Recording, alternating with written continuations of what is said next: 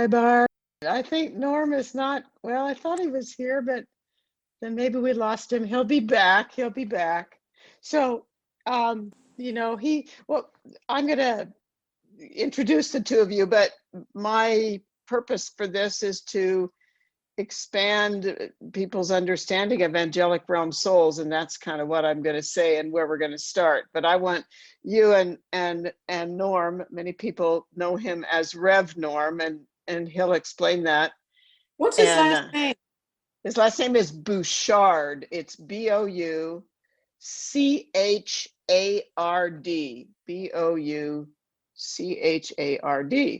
Yeah, Okay. Bouchard. Yeah, he should be back momentarily. I think he was here and maybe he lost his connection. But I just, and I'll say this to both of you, I just had this push from my guides that the three of us needed to chat, and I think it'll just be organic. I think it'll just go where it needs to go. Yeah. Yeah, it has to be that. It's supposed to be that way. That's why it's that way. Exactly. Tell me what it says above your doorway. Yeah. Well, everything in my house, when I built it. Yeah, Norm's coming in, but keep talking. Okay. So when I built the house, I did a lot of research. My dad was a designer, and I've done design work also. And so for me, it was just so fun. But what I wanted to build, and I found an architect who has really become very renowned. And I shared all my files. I actually, when I was overseas, I did research on churches and so on. I wanted to build a cloister, my own church. So Barb, I'll get you to pause. Let me bring Norm in, because I know you guys are going to resonate with each other, because I want you to keep sharing what you're sharing. So hi, Norm. How you doing, Linda? I'm doing well. How are you? Hello, Good. Nice to meet you. Yeah, let me set the stage here, and we'll go where we need to go. So I'm just gonna quickly, and then Barb, don't lose your train of thought, what you were saying, because I think it kind of bearing on all this. So both of you know me, but you guys don't know each other. And I'll just say, you both know this, that more and more and more angelic realm souls keep showing up in my midst, and primarily in my work and in my office. And I've known each of you, and obviously the higher realm's been involved. And I was pushed, and some of this is more for you, Norm, than, because Barb knows this. I was pushed to start getting more angelic realm understanding out into the world, because I just don't think a lot of people comprehend the angelic realm. And I'll say more in a bit after you guys get to know each other. So Barb and I've had some conversations, Norm, and I've got a regression for both of you. And I just felt like my guides were saying, I know I'm going to do some teaching about this, but I just know strongly that I needed to connect the two of you and connect the three of us. Okay. Both of you, I know both of you well enough. You are quick studies. You are, who you are is, your antenna is strong. I thought maybe the best start is to have each of you take, I don't know, 5-10 minutes, whatever, and talk about, what I'd love for you to talk about is, when did you first suspect that you were different? And what does that have to do with learning you're an angelic soul? And just share anything about your life journey. Yeah. You start, Norm. I want to hear about you. Okay. Let me see. I knew I was different when I was a little boy. I knew that I was connected to God. I've never not known the divine. That's very rare. I get a lot of congregants who come through, and former Catholics and all those people, people who have had different experiences, but I have never not known the divine. Like I've known since I was a little kid. I had many mystical experiences as a little kid growing up in a Catholic Catholic home and very much have been connected to divine my whole life. And so my spirituality is very much based on all those different experiences that I've had. And I was Catholic priest for 10 years of my life, which really formed and shaped a great deal of my spirituality. And so I had wonderful professors and teachers and guides that came just out of nowhere to me. In fact, I was just talking, one of my best friends and I were always, we had talked the other night, isn't it interesting to look to see where the guides have come in your life, and they seem to come out of nowhere. And then they seem to disappear out of nowhere when their work is done. And so I'm madly in love with God, always have been. Oh my God. Always known that I've been different. I've always known that I have always been taken care of. I have never had the feeling of not being taken care of. I love Gregorian chant. I love mystical things. I love all of those things. And what put it all together for me was actually having a session with Linda, because I finally figured out, I knew I was different. So I was always on hanging out with grandmothers and with mothers, and the men who have been in my life have been deeply spiritual men.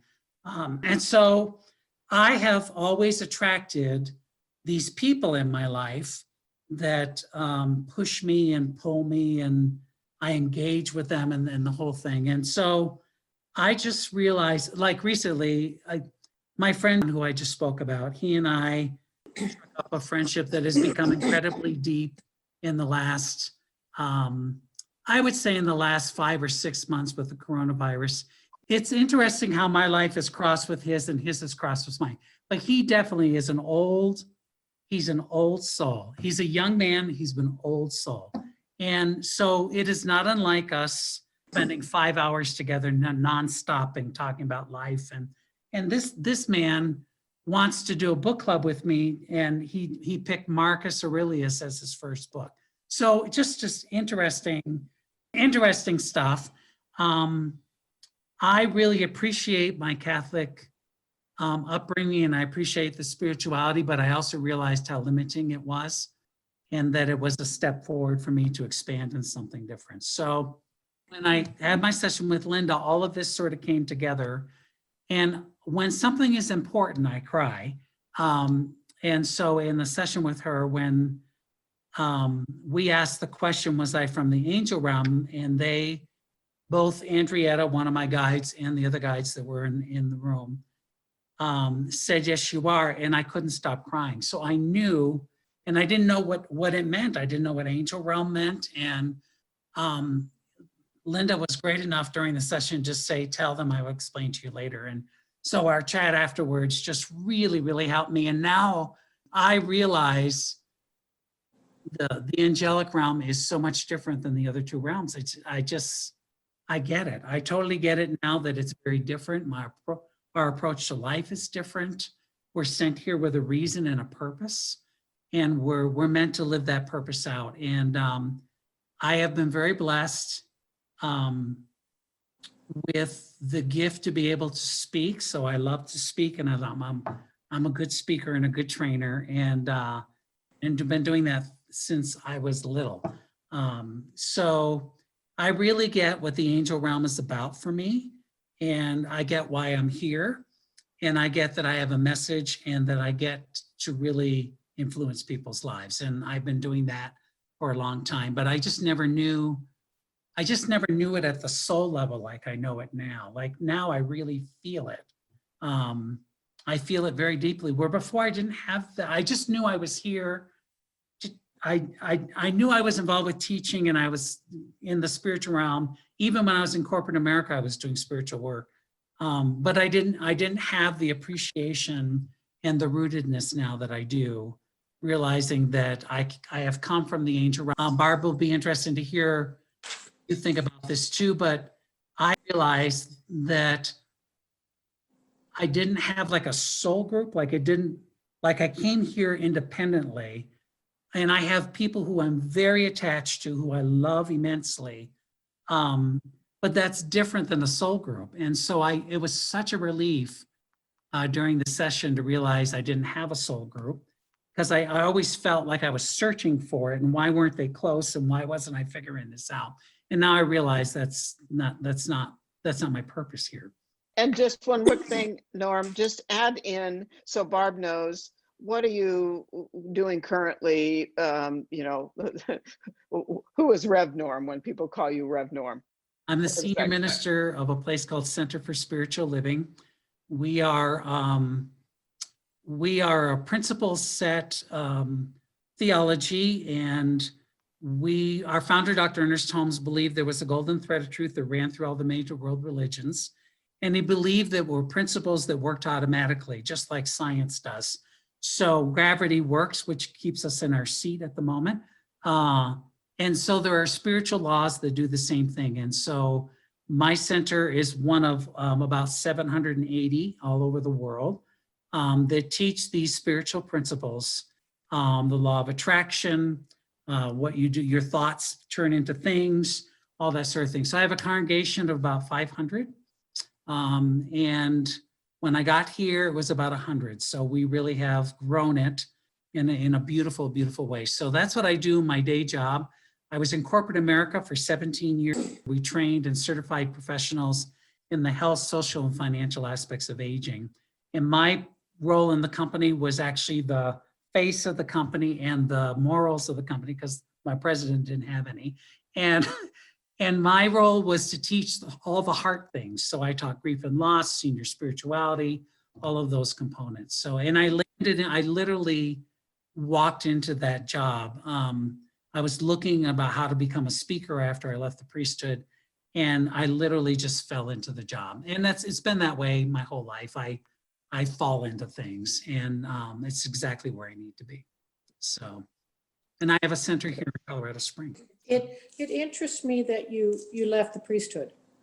Yeah, I left for a couple reasons. One was I was dealing with my sexuality at the time, and I'd never owned that I was gay. And so that was one component. The other component was I felt like I didn't want to spend the rest of my life alone. I knew I was meant to be in a relationship. I wanted a home, and I wanted someone to be able to love who could love me back in return. And I knew that wasn't going to happen in priesthood. And it all collided. My last parish was Montrose, Colorado, and I had been sent there to build a church. I'm really good at raising money. And so the bishop sent me there. And when I got there, we quadrupled in size, but there was a group there called an abeyance committee who was dead set against building and was ultra conservative. And they were horrible to me. And, but it was exactly what I needed to get me out, because you spend like 12 years of your life preparing to become this priest. And then all of a sudden you find yourself in this career that you're very good at, but you're very unhappy. And celibacy wasn't appealing to me. And so 10 years into it, I met a therapist who was not Catholic, which is why I liked him so much. And very close friend of mine, he's the one that worked with me on a process for leaving, because he did a very interesting thing with me, which now I call visioning. But back then it was so different for me. But he had me lay down on a couch in his office, and he had me close my eyes. And what he really did is had me do some visualization. And he asked me to visualize myself as an older priest. What did I look like? What was going on? And what was I doing?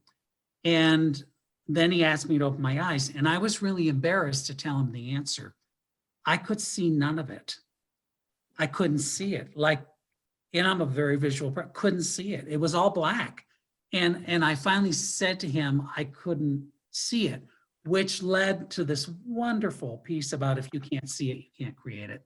And so that's a little bit about the priesthood there. I was very good at it. I love ritual. I love ritual too. Yeah, I know you do.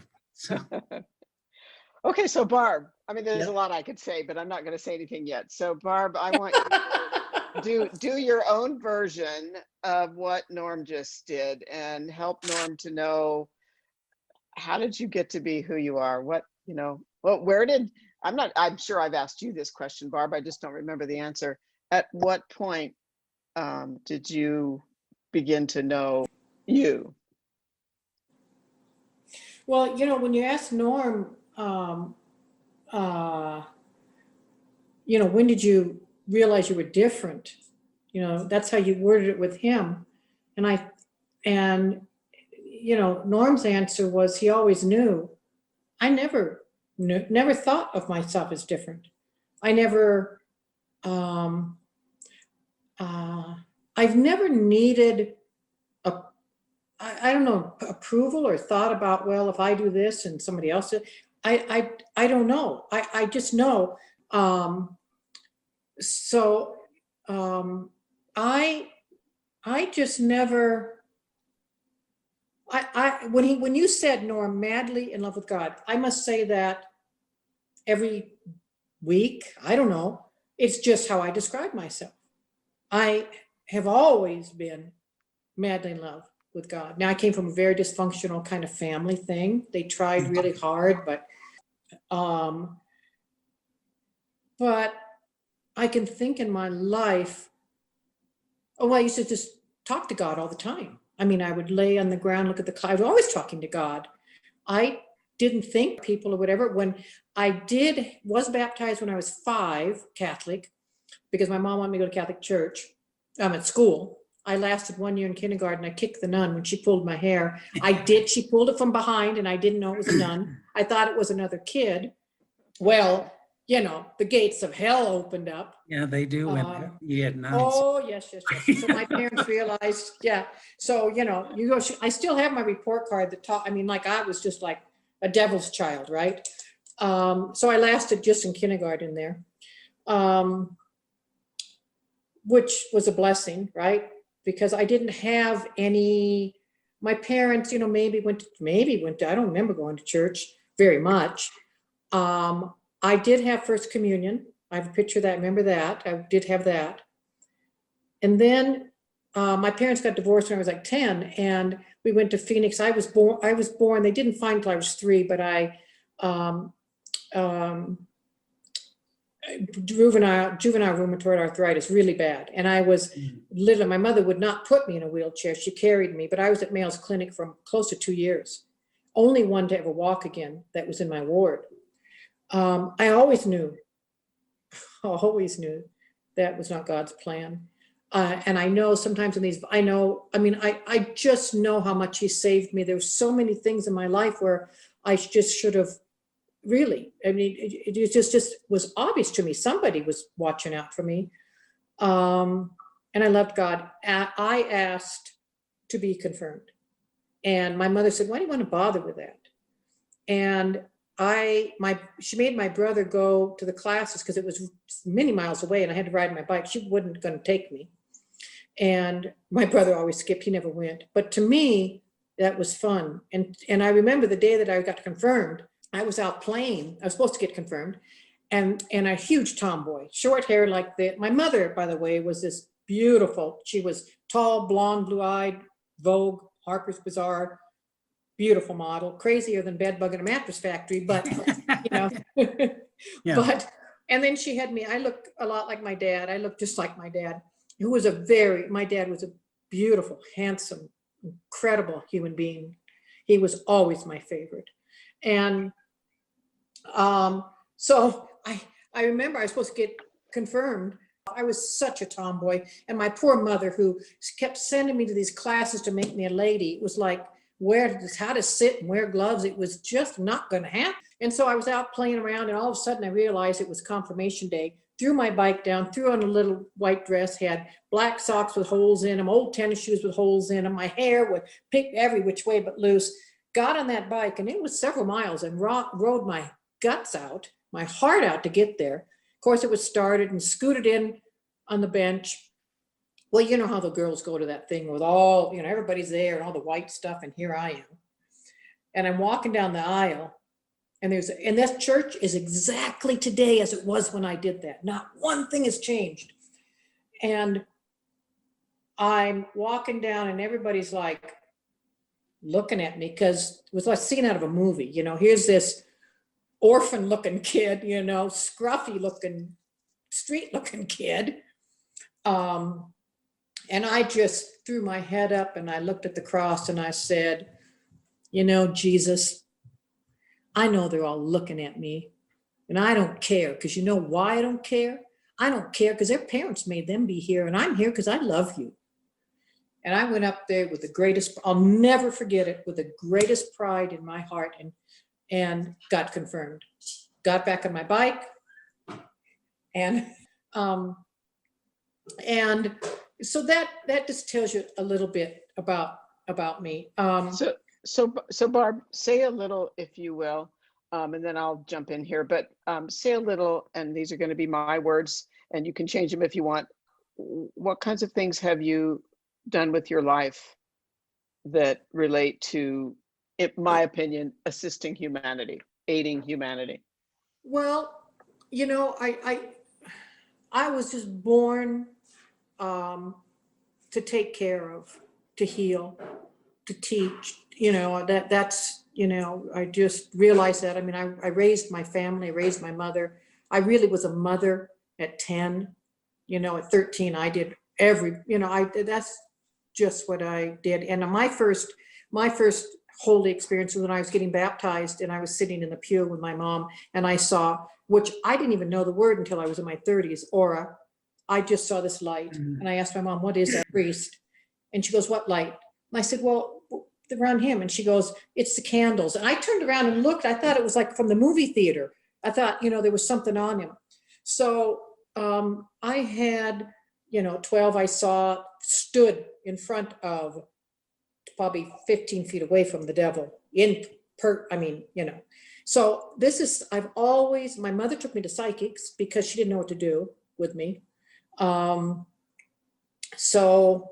I've always been there. I was a teacher, Norm, for 30 years, elementary teacher. I was strict, but golly, I had fun. And let me tell you, I was at public school, but there was no way that I wouldn't teach them without God in there. So I found every which way but loose to bring in divinity in my literature and how I ran my class. My only classroom rule was a quote from Mother Teresa: do small things with great love. I worked with elderly, by the way. I was a nurse's aide for 2.5 years in high school. Everybody thought I was going to be a geriatric nurse. Love the elderly. I'm like on the rainbow of people. I like young and I like old. Everybody's fine. But I've done most of that work with that. Then I was an elementary school teacher. Always had 4 R's instead of 3. My 4th R was always, I don't know, maybe think globally, act locally. Always doing project like that.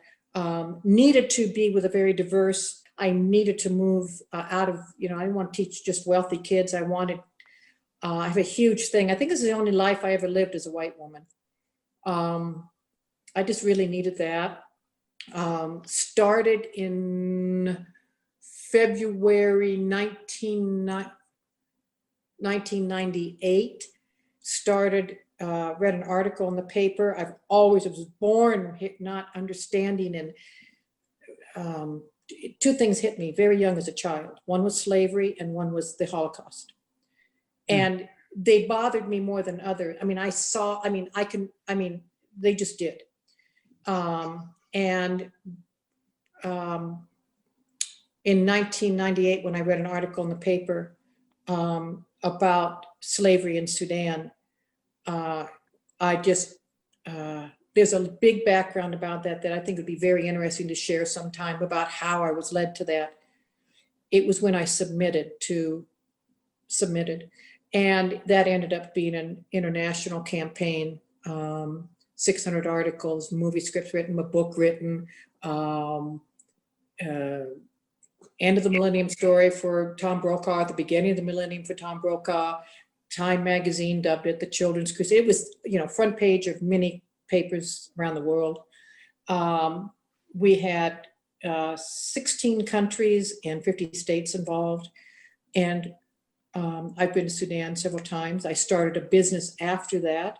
Did not want to I was working with an organization out of Switzerland because they were in this article, became very close. They held a job for me for 2.5 years until I retired, and I was going to be the United States director. But I had raised millions upon millions upon millions of dollars for the freedom of people. But I couldn't get paid to do that. It bothered me. Their accountant talked to me and said, yes, they can afford it. My husband said, Barb, you're not working that hard for nothing. But it was more than that. I know now. I know, because when I would go over there and I'd want to, I didn't want to be tied down to what they thought should be. They're very, very good people.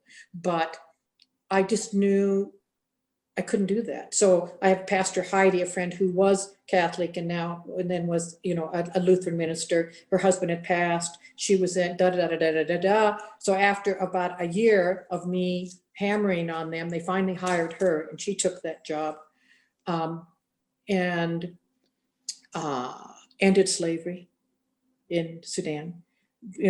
Marched on DC. Met with all the it was a big deal. I get, it was a big deal. Went to Rome, to the Pope, pounced on his door. We were a special guest of him. Then met and developed peace committees and set down the foundation for the peace committees, and then the eventual division of Sudan, which is now 2 countries, North Sudan and Southern Sudan. Still to this day in all my life, I will be involved there. I felt at home. I know I was Black. I just know. I was home, right? I know I was there. Did that, yes. And and then my company was very, God blessed it. And he knew that I just gave, my husband said, you'd have so much money if you didn't give it all away. And I threw my arms on him and said, oh my God, that's the most loving thing you ever said to me. Because then I knew that I had done what I'd set out to do. I sold the company. It sold 1 month before COVID hit. Thank God. It's doing very well, but I didn't have to deal with all of that. And I don't know. Yeah. So that's just it. You talk about being a speaker. I was, everybody said, and of course I was all over that angelic television. And I didn't know that I was preaching. I was just passionate about it. And so I gained that experience. I became a, pretty good speaker, and then I just retired, and then I met Linda. So let me jump. That's a good segue. So let me jump in. Well,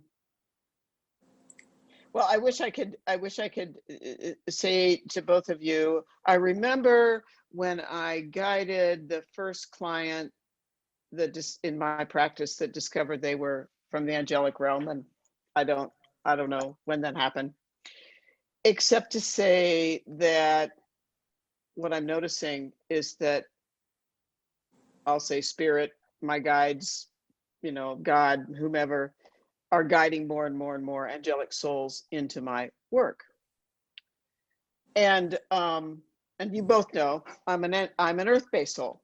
I'm deeply steeped in my heritage on both sides of my family, being raised as a Jew, and not like I love ritual, but I love all kinds of ritual. And take me to a foreign country and I want to go into every church I can find because I love the energy of any spiritual location. Let me see how to make this simple. Humanity in so many ways is struggling, as we all know, and higher guides are concerned about some of the ways we treat each other, and some of the, there's huge corruption and mistreatment of people, and it isn't just here in the US, but it is here in the US. And then I was also told, I think I shared this with you, Barb, that some of these angelic realm souls will come in through the birth process, through the natural process of infancy and birth. But some of these souls, because they're needed in adult bodies, are going to come in through the walk-in, process, through the process of an advanced earth-based soul in body who agrees that their original animating soul will step out, and an angelic realm soul will step in order to come into a person at least probably age 20 or 25, if not older. Jeez, imagine being that person. Yeah. Or the people who knows that person. Or the Whoa. willingness to allow that to happen is just Right. talk about a. And I'm told I'll meet some of those. You guys may meet some of those. I don't think I have yet. I've asked, so how am I going to know? And they'll say, they just said, you'll know. You'll know. Yeah, I was going to, that's my first thought was, there's no way you're not going to know. I mean, that's just, yeah. The book of joy that Dalai Lama and Desmond Tutu did. And so many people read that book. It was so interesting to have, and I got to meet both of them. I got to be, because the Congress had nominated us for the Nobel and da. So I got to be, right in the front row when they were here, and with 9 peace laureates. And it was the weirdest experience because the others were beautiful, incredible people, but they kind of faded for me. And it was this Tutu and this Dalai Lama thing. And, just and I always said he speaks in joy. I mean, when he talks, he speaks in joy. Well, we know that I know joy, right? And anyway, how interesting to hear about Norm and all, this childhood and this thing, and yours and mine, and these thoughts that these angelic realm and earth-based souls, and because it is my belief, my understanding that you think Norm is also an AR. I know, Norm knows. Or Norm is an angelic realm Well, soul. see, Norm, the first time she told me, I just said, well, yeah, Linda, I said, everybody'd want to be that.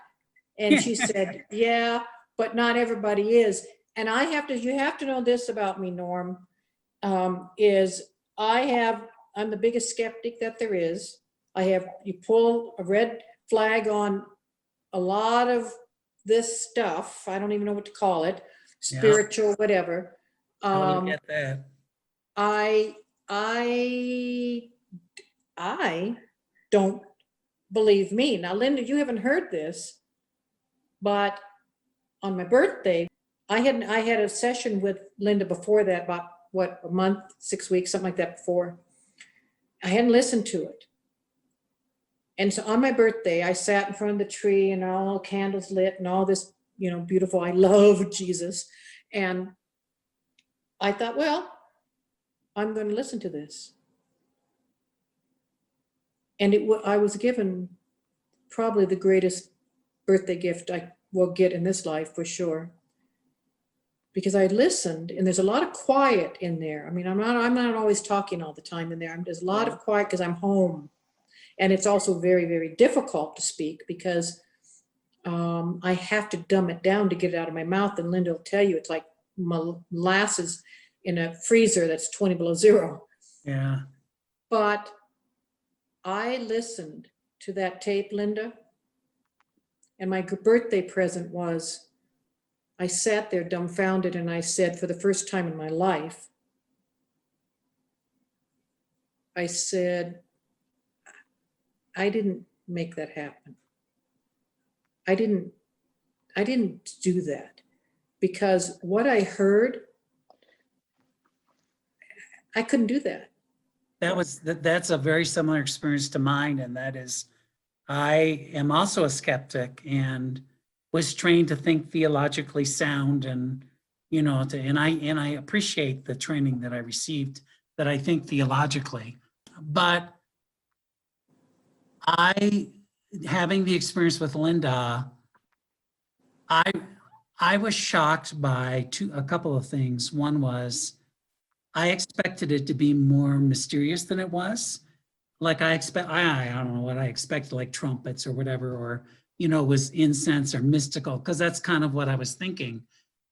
So first thing is I was so shocked about how ordinary it was. And then the second piece was, not only was it ordinary, but I realized the exact same thing you did, Barb. There was no way in hell that I could make this up. And I'm a damn good storyteller. And so Me too. to Linda before the session, I don't know if you remember this or not, Linda, but I said, how do you know I'm not just making this shit up because I'm really creative? And she said to me, because the information will stop. You will get the information that you need, and then it will just stop. And that's exactly what happened. I would get, an insight into something, and then it would just stop. And I couldn't make it up if my life depended on it.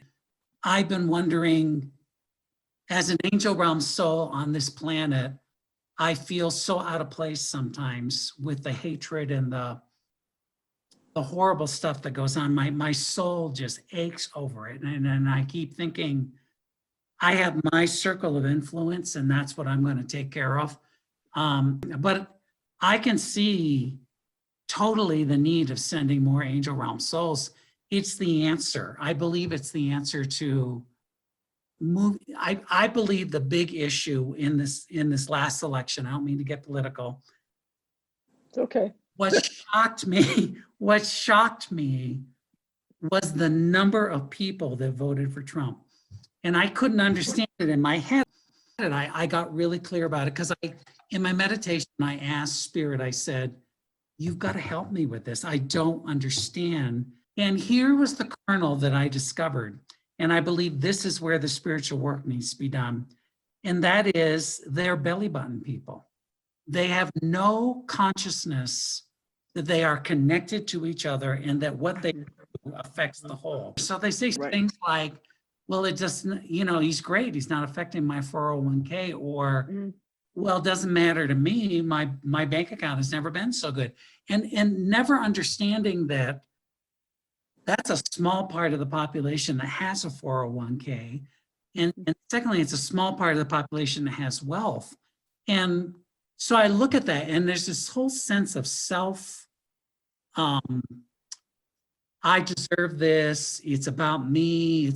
And so what I believe the spiritual work is, and I believe what the angel realm will bring, is to get people out of their belly button and realizing they're connected as well. And the interesting thing is, even my Republican friends, God bless them, when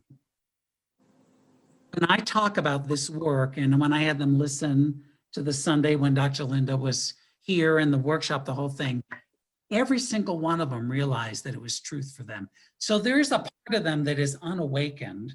Mm-hmm. I believe we need to awaken. And it's this realm that we deal with. And everyone who at least takes the time to listen begins to realize that they're more than who they think they are, number one.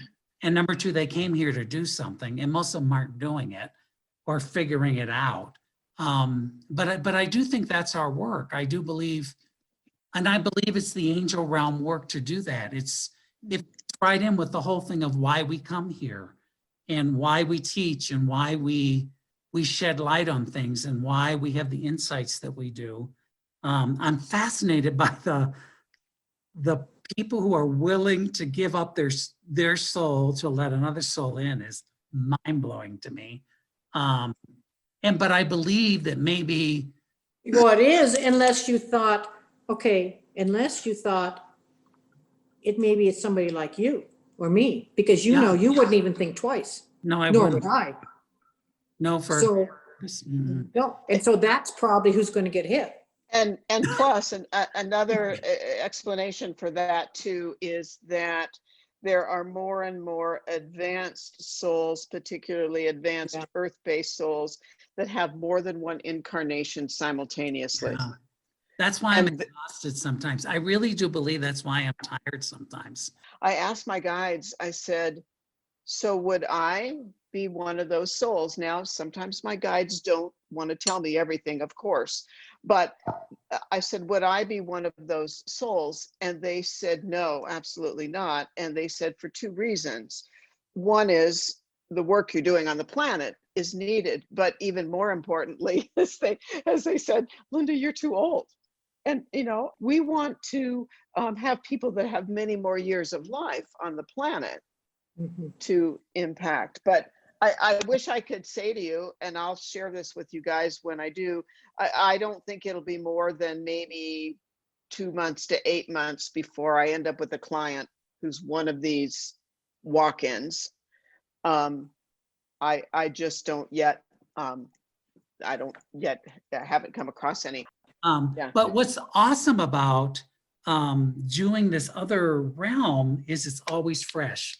It's Yeah. always learning. It's always expanding. It's always growing. It's Current. Yeah, it's current. I often, like you said, while you're tired, I have literally caught myself barely making it back in my body going, whoo, opening my eyes and go, whoo, I just barely made that. Yeah. Right. And that way. okay.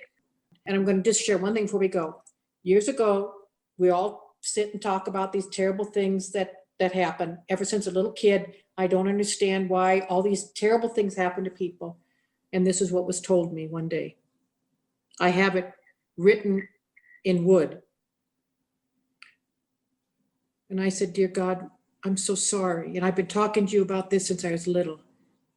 And he said, Barbara, fear not, for your Father has opened the floodgates of heaven and unleashed his legions of angels unto you. Me in the world.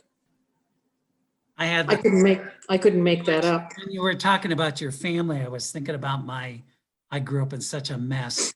And I'm thinking to myself, why would Angel Realms choose this mess? But I got an insight into it. And that is, we were never meant to be connected to that family unit. We were meant to leave. And I finally figured that out later on. My whole goal, even as a little kid, was I got to get the hell out of here. I've got to get out of here. It was the whole thing. I got to get out. And it's only recently through a dialogue with Linda that I finally figured out that my cousin, who I'm madly in love with, she grew up in an Ozzie and Harriet family. And so we have this joke thing that the next time we sign up with you, that she needs to be in the room. She says you didn't choose so well. And what I said to her at Christmas is, what you fail to realize is, if you get a good one this time, you're not going to get a good one the next time. So I better be in the room with you when we choose this next round. But really, it was about, I really get it now. I was never meant to be connected in Ozzie Harriet family. It's so not Angel Realm. Angel Realm, we're independent. We're this being that cannot be connected there. And so I finally got it. It took, do you say this? I mean this with every cell that atom, whatever. That was my greatest gift. it was totally all the time. I say I am who I am because of that. And I would never, if I could wink an eye and be born again differently, I would never do it. I thank God with all my heart. We wouldn't be who we are, Barbara. I would never change it. I thank my parents for it. I thank them. They did the best that they could. And I truly, honest to God, it made me such a better mother and wife and teacher and human being. I don't take any of that stuff for granted because I know what it's like not to have it. And what a great gift. Yeah, me too. I am so much. And that's what that's what we have to preach. That's what we have to, this conversation is what people need. Because those Trump people are talking the same thing that we're talking. What happened to them because they're shut down. And they need to understand this is what we came from. But look, folks, it really is a gift. No kidding. If you open. Yeah, if you're open. Yeah. to- Yeah. Well, Quick- then we can just open them. Yeah. We can crack the eggs. We can be egg crackers. quick comment, and then I know we need to stop, but maybe in our next conversation, I will share kind of from the perspective of being an earth-based soul, because typically, if you're an angelic realm soul, more than likely, okay, quick comment. So if you're an angelic realm soul, it's highly likely that in your immediate family, there are no other angelic realm souls. That would There be true. could be some earth-based souls if you've had a few other previous lives that you've perhaps known those earth-based souls, but it's highly unlikely that you'd have more than one angelic realm soul in a family. So I think that's part of what you're talking about. And I'll share when there's time in our next conversation what it's like to be, an earth-based soul coming into a primarily earth-based family, and sort of the familiarity and the learning and the challenges, because I have childhood stuff to some degree, like both of you. So bottom line is, this has been fabulous, wonderful. Thank you to both of Love you. you. Love you both. I'll- Love you, Barb. Don't Oh, even. You Oh, know, good to Love meet you. you, my friend. Good Love to you meet you. both too. And I'll just get in touch with both of you. We'll fit this into our schedules and we'll do this again, and we'll keep talking and sharing. And that sounds great. That sounds wonderful. awesome. That Cool. sounds- All Barbara, right. yes. Okay. Well, thank you so much. Love you both. We'll talk again soon. All right. Love you so- both. Love All you guys. right. Bye-bye. Bye.